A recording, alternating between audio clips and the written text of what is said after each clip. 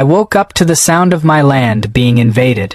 Not by wild animals, not by a storm, but by 100 uninvited strangers setting up camp like they owned the place. I stood on my porch, gripping my coffee mug a little too tight, watching in sheer disbelief as tents popped up, bonfires blazed, and laughter filled the air. A group of teenagers ran past my barn with beer cans in hand, while a couple of families laid out picnic blankets near my pond, their kids already splashing in the water. And at the center of it all, standing like a self-appointed queen, was Karen, the most insufferable HOA president to ever exist, waving her hands and directing people like she was hosting a grand festival. I took a deep breath, counted to 3, and made my way down the dirt path toward the chaos. As I approached, a man with sunglasses and a ridiculous floral shirt tipped his beer can at me. "Hey man, great spot you got here. Karen really hooked us up." "Hooked them up? That was rich. Who said you could be here?" I asked, my voice steady but laced with enough irritation to turn heads. Karen turned around dramatically, a smug smile plastered on her face. "Oh Tom, don't be so grumpy.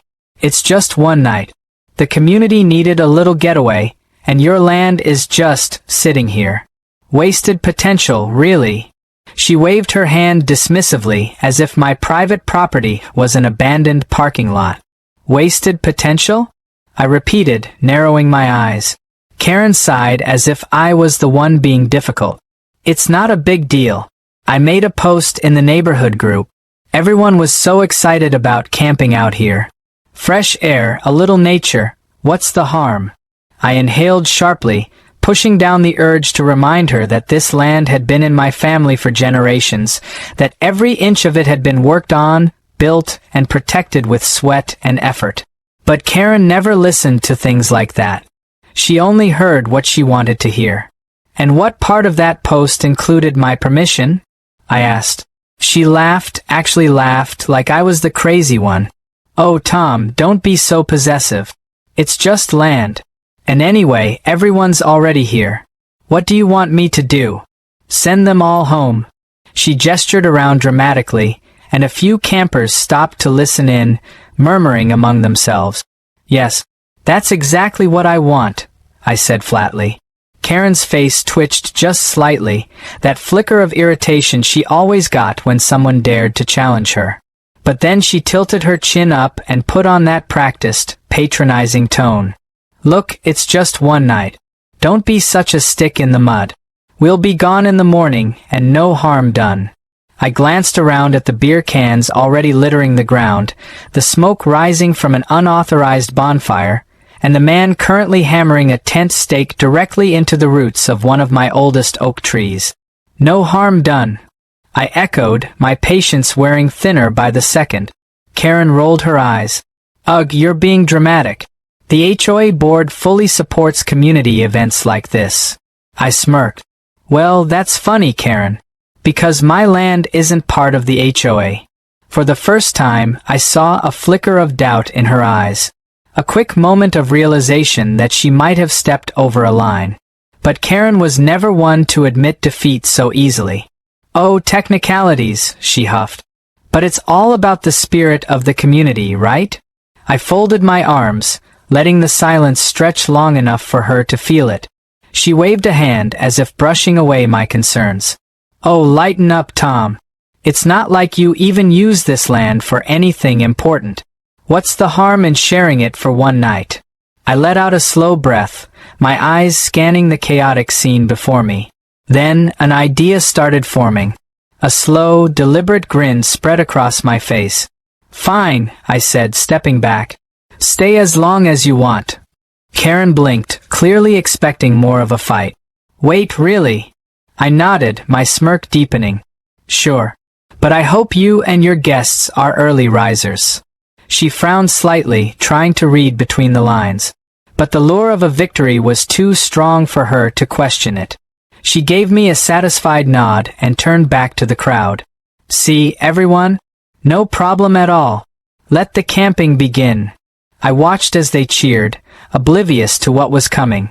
The night unfolded exactly how I expected, Loud music, drunken laughter, and enough stupidity to make me reconsider the intelligence of my neighbors.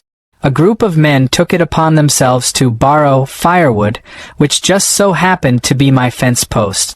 Someone set up a grill dangerously close to my barn, and if I hadn't been watching, I would have woken up to a disaster. By midnight, most of them had passed out in their tents, the music finally dying down. I stood at my window, looking over the field of intruders, my mind already set on what I had planned for sunrise. Because Karen and her merry band of trespassers had made one fatal mistake. They had camped on the wrong side of my land, the side where my bulls roamed. I could already see it now. The sun barely cresting over the horizon, the first groggy campers stumbling out of their tents, only to find themselves face to face with a herd of my biggest, most energetic bulls, released at the perfect moment. I took one last sip of my coffee and went to bed with a smile on my face. Tomorrow was going to be fun. The night stretched on, filled with the kind of noise that made my skin crawl. Beer cans clinked, music blared, and every few minutes, someone let out a drunken whoop like they had just discovered fire. I watched from my porch, shaking my head as a couple of guys decided my barn wall was a good place to relieve themselves. Others had ventured too close to my pond, splashing around like they were on a tropical vacation. Karen sat in the center of it all, basking in the glow of her self-importance, sipping wine like she had personally orchestrated a grand festival. The fence thieves had made some real progress. What had been a sturdy wooden barrier just hours ago was now a pitiful row of broken posts, stripped down for firewood. I clenched my jaw but didn't say a word. Let them enjoy their little victory. They had no idea what was coming. As the hours dragged on, the energy faded. One by one, the campers started turning in for the night. Tents filled, bonfires died down, and the once lively field of chaos turned into a snoring, tangled mess of bodies. Even Karen, who had spent half the night declaring this the best community event in history, had finally shut up and retreated into her oversized tent. I took one last look at the scene, then turned toward the barn. The bulls were waiting, restless, eager. I had kept them penned up all night, and they didn't like it one bit.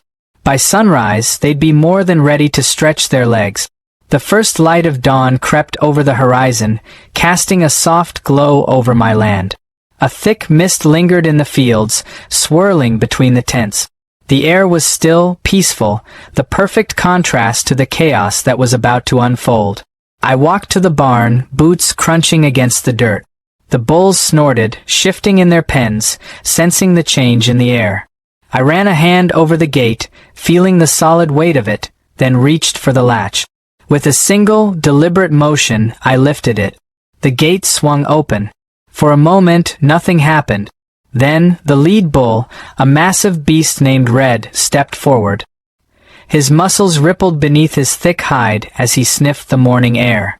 Behind him, the rest of the herd stirred, their hooves kicking up dust. And then, just like that, they bolted. The sound was like thunder, a rolling, earth-shaking rumble as the bulls charged into the open field. The mist swirled around them, giving the scene an almost surreal quality. The first few campers hadn't even woken up yet. They were blissfully unaware of the storm bearing down on them. But that changed fast. The first scream came from a man stumbling out of his tent, stretching his arms above his head. He opened his eyes just in time to see Red barreling straight toward him. He let out a strangled yelp and dove back inside, the entire tent collapsing around him. Another camper poked his head out of a sleeping bag, blinking groggily at the sight of a dozen bulls charging through the campsite. His brain barely had time to process the danger before pure survival instincts kicked in. He shot up like a rocket, tripped over his own feet, and face-planted into a pile of empty beer cans. The camp erupted into chaos. People screamed, tripping over each other as they scrambled to get away. Tents collapsed, folding in on themselves as their owners fled in sheer panic. Coolers were knocked over, sending drinks and food flying. A folding chair somersaulted through the air, landing in a bonfire with a dull thud. Karen came stumbling out of her tent, her hair a tangled mess, her robe hanging off one shoulder. She blinked at the scene before her, her brain struggling to catch up. What is happening?" she screeched. A bull trotted past her, snorting loudly. She shrieked and jumped back, her arms flailing wildly. "Tom, what is this?" I took my time strolling up, coffee in hand, watching the chaos unfold with the satisfaction of a man who had been waiting for this moment all night. "Morning, Karen," I said, taking a sip. "Sleep well." She spun on me, her face a mask of pure outrage. "Are you out of your mind? There are bulls everywhere." I nodded. "Yep." Her eyes widened.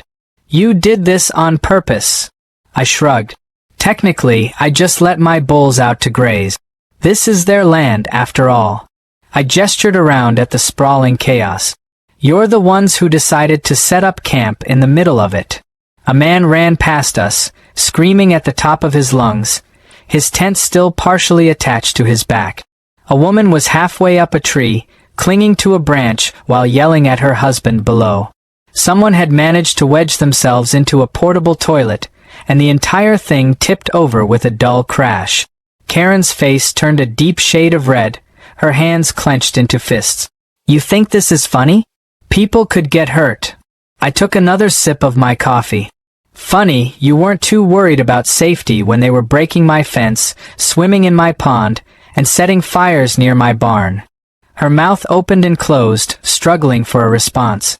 Another bull let out a loud snort, sending a group of campers sprinting toward their cars. Finally, she jabbed a finger in my face. "This isn't over, Tom. I'm calling the HOA board. You'll be hearing from them." I arched an eyebrow. "Go right ahead. But I'm pretty sure they don't have jurisdiction over my ranch." She blinked. The realization hit her like a ton of bricks. She had spent the entire night throwing around her self-proclaimed authority, only to realize now that she had absolutely none. I watched as the panic set in. People were already packing up, scrambling to shove their things into cars, desperate to escape. The once lively camp looked like a battlefield, strewn with broken tents, scattered trash, and abandoned coolers. Karen spun back to face the chaos, watching as her grand camping event crumbled before her eyes. This wasn't just a disaster, it was a humiliation, and I enjoyed every second of it. Karen stood in the middle of the chaos, her face twisted in disbelief as her grand camping event crumbled around her. The once celebratory campers were now a scrambling, shrieking mess, dragging their half-packed bags toward their cars, some still tangled in tent ropes, others desperately trying to salvage their belongings from the stampeding bulls. The loud hum of engines revving filled the air as people abandoned whatever wasn't worth the risk, peeling out of my land as fast as their tires could take them. A man tripped over a cooler, sending ice and soda cans flying. Another guy tried to wrestle his folding chair from under a snorting bull, only to give up and sprint for safety instead. Someone had left a speaker on, still blasting music as a bull accidentally kicked it, sending it spinning across the dirt like a rogue tumbleweed. Karen's hands clenched into fists, her face cycling through emotions faster than I thought possible. Shock, rage, disbelief, frustration. She turned on me, eyes blazing. "You are going to regret this, Tom," she spat, pointing a perfectly manicured finger at my chest. "This is illegal. I am calling the authorities. You can't just let wild animals attack people." I took a slow sip of my coffee, watching her unravel with the satisfaction of a man who had been waiting for this moment all night. "Wild animals? Karen, they're my bulls. I let them out for their morning graze. It's not my fault you and your little fan club decided to camp in their field." Her face turned a shade of red that I was almost certain wasn't healthy. "You knew exactly what you were doing." I tilted my head, pretending to consider it. "Well, I did try to warn you." She let out a frustrated growl, her hands shaking with rage. She whirled around, looking for support, but her army was long gone. The campers who hadn't managed to escape yet were too busy saving themselves to care about their so-called leader. Then, as if the universe had been waiting for the perfect moment, a truck pulled up, kicking up dust as it came to a stop near the wreckage of what had once been a campsite. And out stepped Sheriff Dawson. Karen's eyes widened, her expression flickering with hope. "Oh, thank God!" she gasped, practically running toward him. "Sheriff, arrest this man. He released wild bulls on us. This was a peaceful community event, and he set us up." Sheriff Dawson adjusted his belt, his face unreadable as he glanced between Karen and me, taking in the wreckage of her so-called retreat. Then he sighed and pulled out a folded piece of paper from his pocket. "Karen," he said, his voice calm but firm, "we need to have a talk." Karen blinked. "Yes. Thank you. Arrest him immediately." Sheriff Dawson glanced at me, and I gave him a small nod. We had known each other for years. I had called him the night before, just after Karen's little stunt, and he had been more than happy to help me straighten things out. He unfolded the paper and held it up. "First off, let's start with this. An official trespassing complaint filed by Tom last night." Karen's mouth opened, then closed. "Trespassing?" she choked out, like the word itself was offensive. Sheriff Dawson nodded. "Yep. You and about 100 other people. This is private property, Karen. You didn't have permission to be here." Karen's face twisted.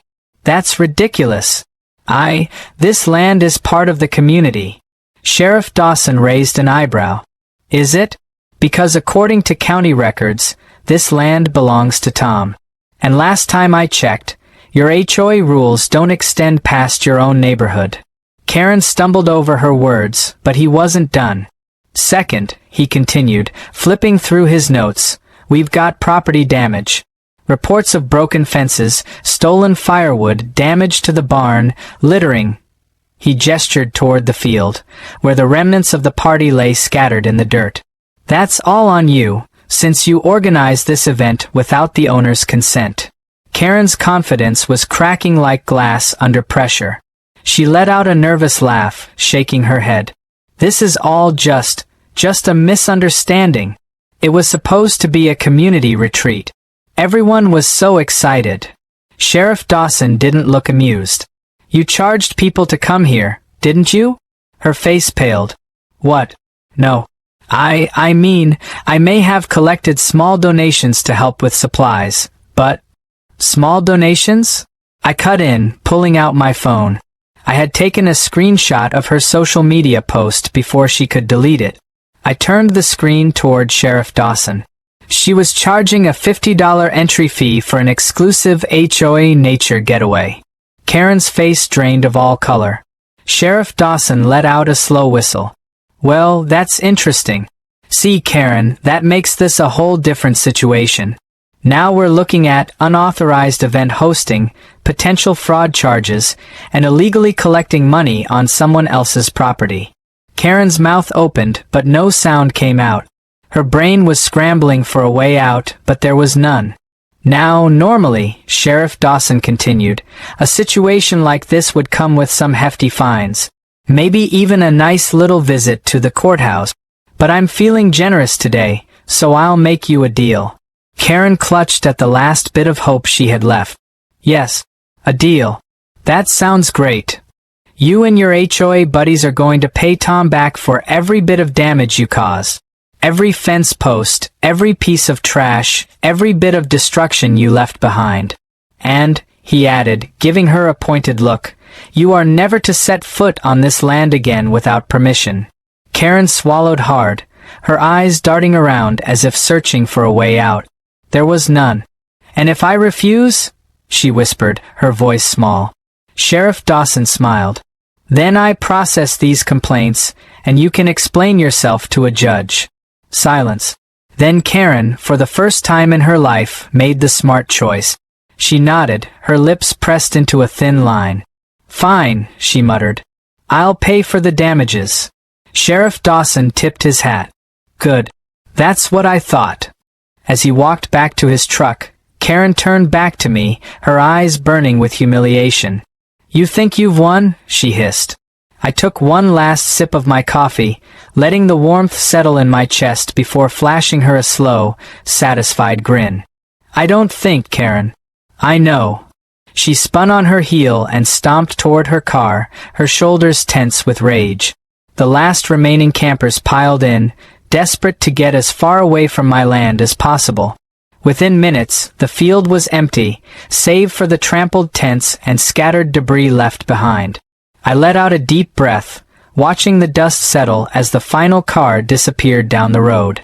The silence that followed was the sweetest sound I had heard in days. The next morning, I posted on the HOA Facebook page. Next time you visit my land, Karen, bring a tent, preferably one that's bulletproof. I sat back, grinning as the comments flooded in. And just like that, the HOA learned a very valuable lesson. Never mess with a rancher.